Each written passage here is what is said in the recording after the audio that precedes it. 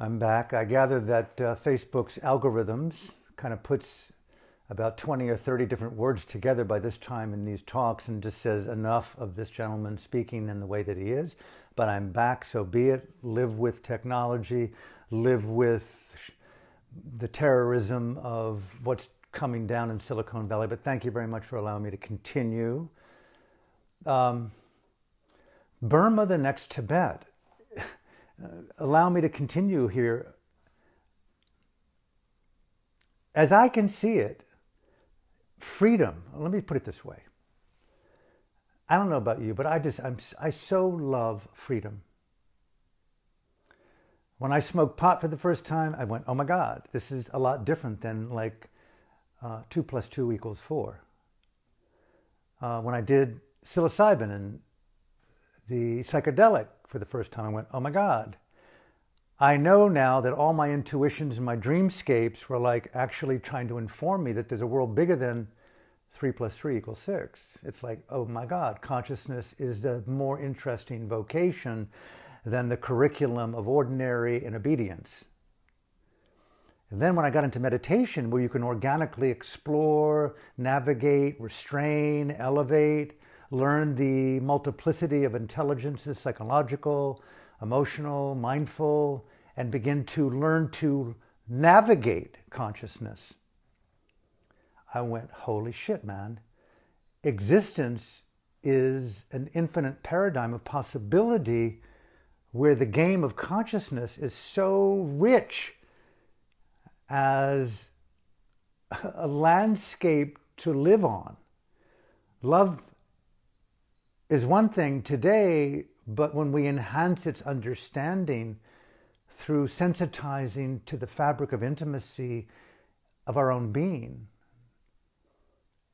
love tomorrow means something very different. And religion took on a very different meaning to me. Jesus took on a very different meaning. Christ, God, Buddha, Allah, the nuministic, the vocation, the luminous, the infinite possibility of good, right?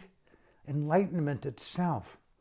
Dimensionality. How many of us have lived in dimensionality where we converse and we convene with deities, seen and unseen. We know that we're listening, hearing, channeling, feeling, spirit bodies, people that we've known and loved and touched and kissed who've passed on but didn't disappear because we're more sensitive today to the multiplicity of dimensions. Welcome to Burma.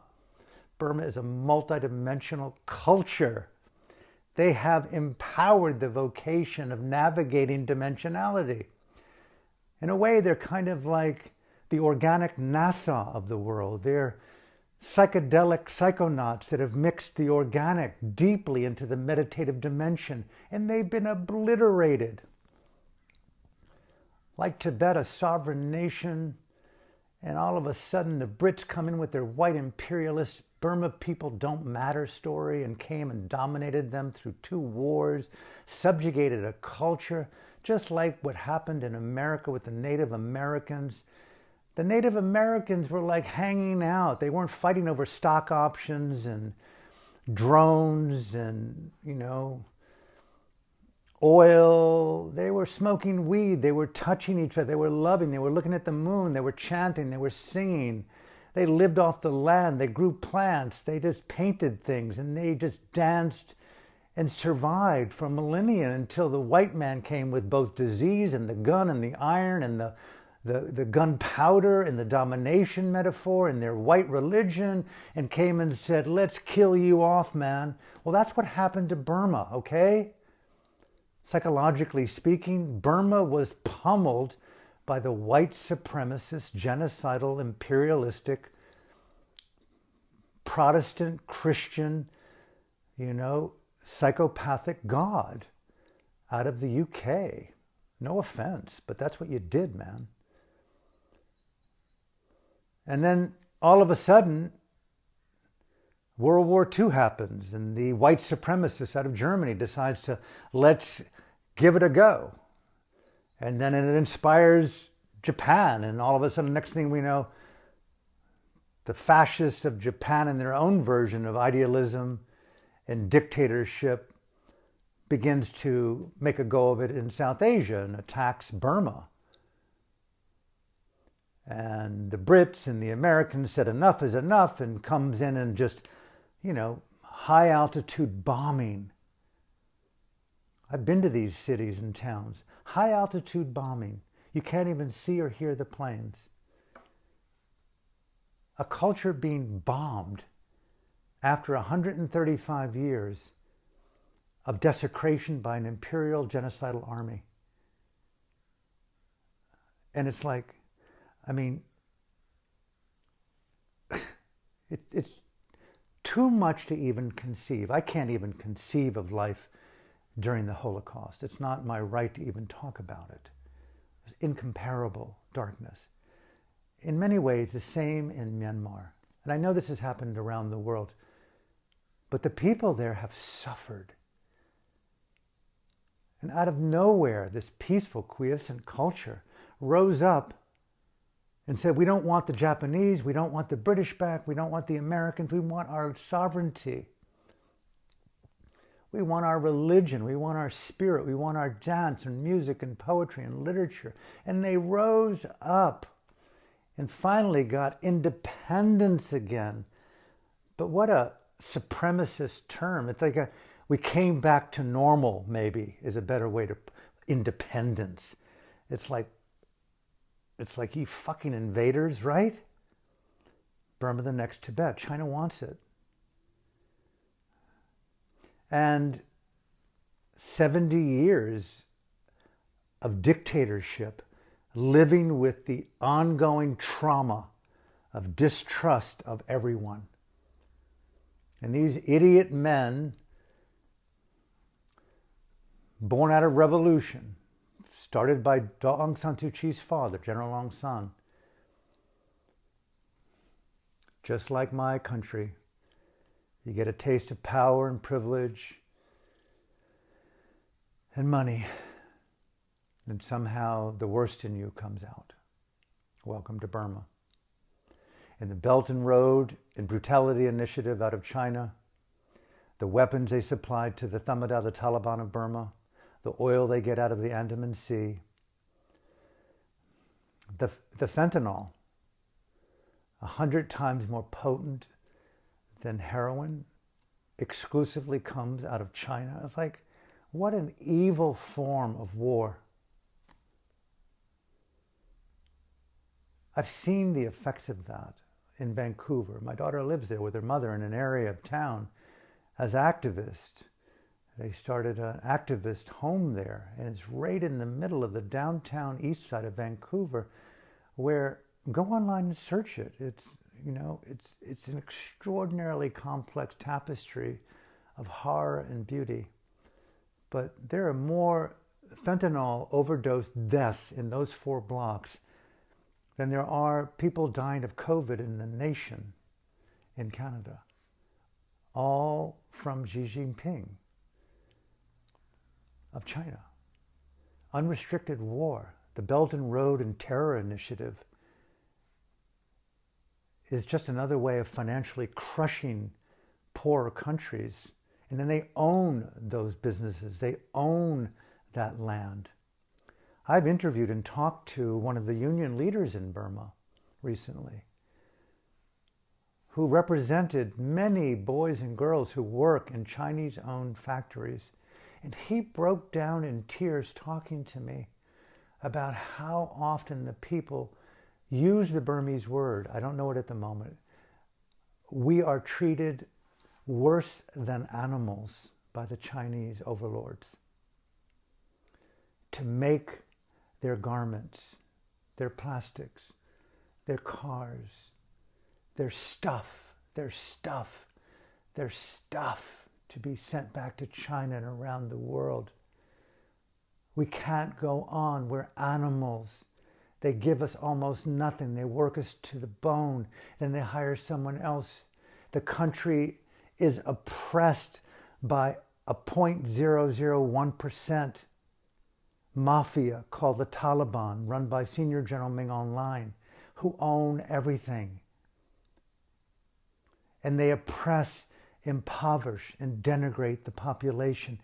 And because of their extraordinarily spiritual and religious resilience, manage against all odds to survive and give mindfulness, give Dhamma to the world freely. They don't charge for it. It's only the Western world that charges for it.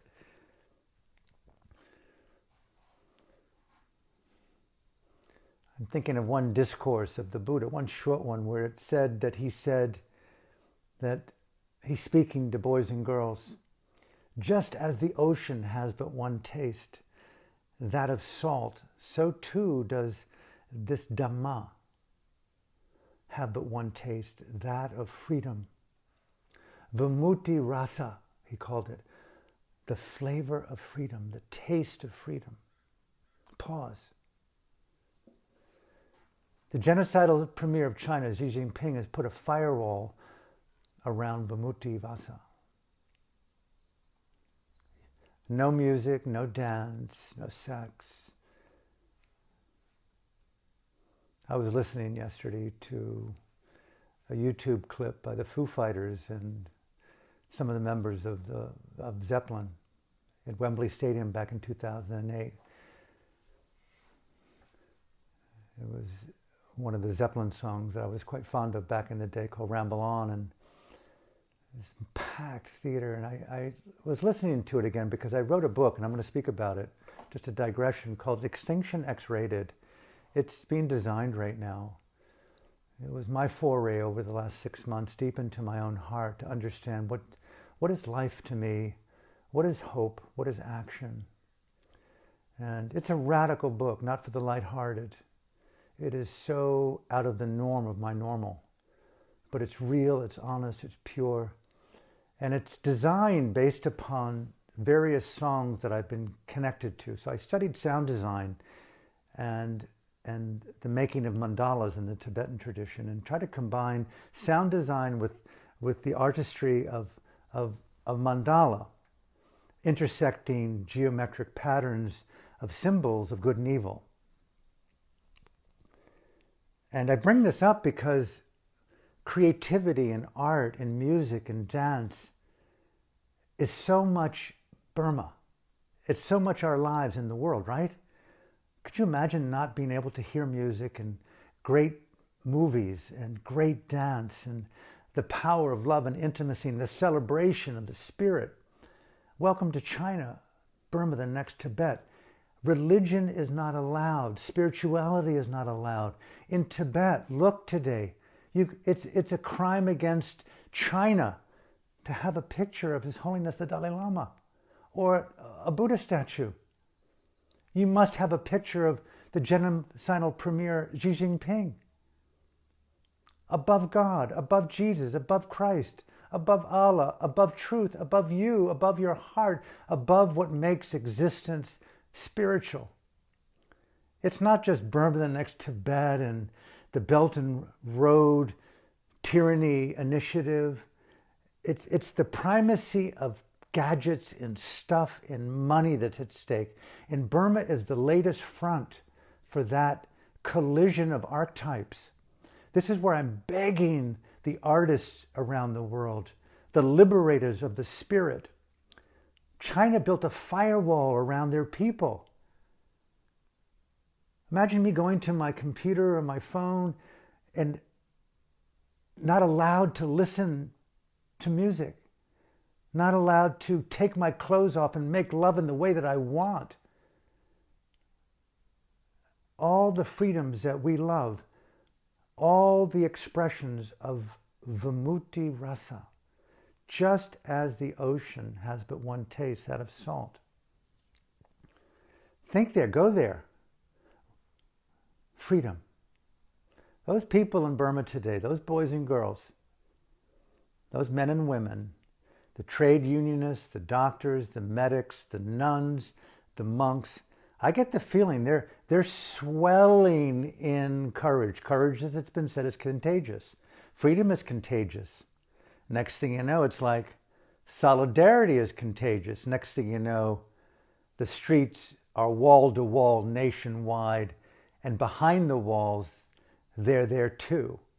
The consciousness is filled with Vimutti Rasa, the taste of freedom. And believe me, when I got a taste of freedom through the psychedelic when I was young, I knew I was no longer alone in this universe. When I fell in love and made love, and I integrated poetry and philosophy and art and the psychedelic in that romance, I knew I was no longer alone in my mind. It was reflected through another as well. When I went to Burma, I found a nation of people, and within that, I found diamonds. And we wore those rings together in a symbolic spiritual marriage. Burma is the ruby of the universe, not the only jewel, but they've got a lot of rubies and diamonds and jades there. And the people's hearts, yes, they've had difficulty. If I wanted to be a psychiatrist, the Thamada and Senior General Ming Online and the military, most of them, not all of them, they're suffering from acute existential post-traumatic stress disorder that's systemic. The white genocidal, imperialistic white apparatus oppressed them and desecrated them for 135 years in 2 wars, and then World War II. Imagine in California, bombs are dropping over Los Angeles and San Francisco for the better part of 3 years. Welcome to Burma in the war. And then there's home-to-home combat. You've got Japanese fascists that are raping nuns. My teacher in Burma told me he saw Japanese soldiers raping his sisters. Culture of revolution. Burma, the next Tibet. I could go on, and I'm going to continue to go on, but Burma is so wide, so not yet understood, not misunderstood. But overcome your global apathy, guys and girls, and leadership, wherever you may be. Give Daw Aung San Suu Kyi some breathing room, man. She is missing. They have taken her away in the fog of COVID and dictatorship and tyranny, and no one knows where the lady is. 760 other leading influencers, politicians, dancers, artists. The courage of the journalist today in Myanmar, giving us the information. They're taking them away. It's a war on freedom, the death of the universality of human rights in Burma.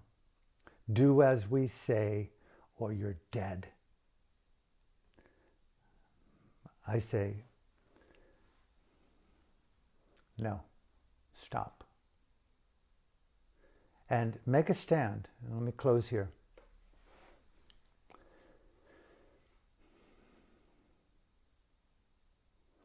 It would not be honest not to share with you that I feel that China today is an existential threat to America, to every freedom-loving country in the world, to their own people, they're an existential threat. There is no doubt. I'm not one for enemy, but what they did in Hong Kong is inexcusable.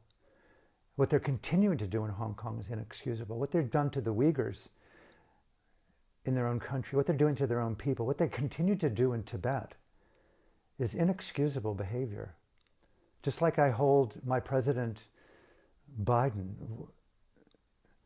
it's inexcusable what you did and what kind of message you sent to our people. And you put 10, 20,000 of our boys and girls around you with armed and around the White House and the Capitol, and you collude and high-five with the Crown Prince in Saudi Arabia. I could just see you two on a Zoom session taking down your pants and saying, who's got the bigger or smaller dick? You're an idiot, dude. You're not Sleepy Joe. You're a morally vacuous president to have done that. It's not just one person. You excused a genocide. You excused a behavior. You excused what's gone down in Yemen. It is wrong what we've done in Iraq. It is so dark. And sir, you are right there at the center of evil to do that. Redeem yourself, free world. Bring those attack aircraft carrier to the Andaman Sea. Stand and float in solidarity with the freedom-loving people of Myanmar. Offer them food and funds, and do as the UN ambassador from Myanmar did yesterday. Paint 3 fingers on the flight deck of the Nimitz or the Roosevelt. Paint 3 fingers on the wings of those F-18 Hornet jets. Show solidarity to the people of Burma before there's a World War III that is well underway. Burma is the next Tibet. It's obvious. Fast forward, and there is no more Burma. There is no more world. We are now one sovereign global nation under the dictatorial one-party rule of capitalistic oligarchic communism. And sir, you're in the gulag of your own fear, terror, and impoverishment, or you've been sent off to some mystical isle where you and your cronies get to live in the isolation of your turpitude and your denigration, and you basically live all day long on your iPhones counting your money. Welcome to the future of the planet. Draw a line in the sand, in the heart, and stand for a revolution of consciousness. It's religion, it's spirit, it's dharma, it's freedom at stake, the oxygen of civilized existence. Just as the oceans have but one taste. And I think it's important for all of us to really reflect on the meaning and the experience of freedom in our lives. So too does the Dhamma. The beautiful states of consciousness is Dhamma, Dharma. The navigational wisdom to understand how, on the one hand, to restrain denigrating states of mind and how to occupy beautiful states of mind. Dhamma, it's not Buddhist. Psychotherapy is not American. Psilocybin is not Chinese, although it should be, probably will be. Freedom is oxygen. Dhamma is oxygen. It's defined by the freedom to speak, to move without fear, to think your own thoughts. And the Dhamma wisdom here is how to know a wise and a beautiful thought from a denigrating one. That's Christ. That's Jesus. That's God. That's Allah. That's the numismatic. That's the radiance of our cosmos. To denigrate that spirit is to commit existential suicide or genocide. And that's what the genocidal premier of China and Ming Online in Burma and all other dictatorships around the world, they want to commit a genocide of the spirit and say no and act in a way that morally supports that no. Send those ships